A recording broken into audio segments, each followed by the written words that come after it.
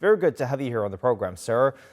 This new minerals deal, is it a good thing for Ukraine to give the Americans access to your minerals? Well, it is definitely a good idea on condition that we're going to have a deal based on mutual benefits for both countries, for Ukraine and for the United States, because we're interested in attracting American investments in developing our natural resources, our strategic resources. And American economic presence can be viewed as a sort of quasi security guarantee for Ukraine also, because it raises interest of the United States in support of Ukraine and interest of President Trump in supporting Ukraine. Now, I was reading through this memorandum that was signed yesterday. I was struck by the fact that it mentions Ukraine's process of accession to the EU, but there's no mention of any kind of security guarantees or your hope of becoming a part of NATO.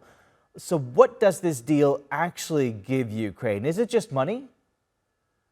Well, at present, we have only the so-called memorandum of intent. So it's not legally binding document. If you look at the text, you might notice that it resembles preamble to international treaty. The idea is to create sort of framework, including, by the way, our ambition to become the full-fledged member of the European Union. And I hope that the international treaty, which will be developed later, it will be in line with our goal to become EU member.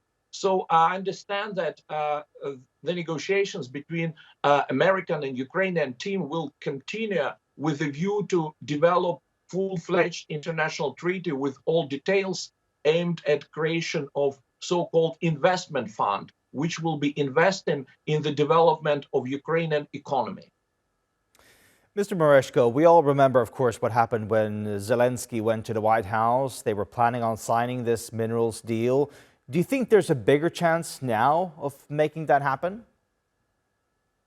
Well, we have already signed this memorandum, and it's a first step towards creating an international treaty, which will be subjected to ratification by the Verkhovna Rada, Ukrainian parliament. We are optimistic about this because we can reach a consensus, we can reach agreement which will be mutually beneficial for both sides, Ukraine and the United States. But again, President Trump has said recently that he hopes that such an agreement can be prepared even next Thursday. So, but we have to wait and see.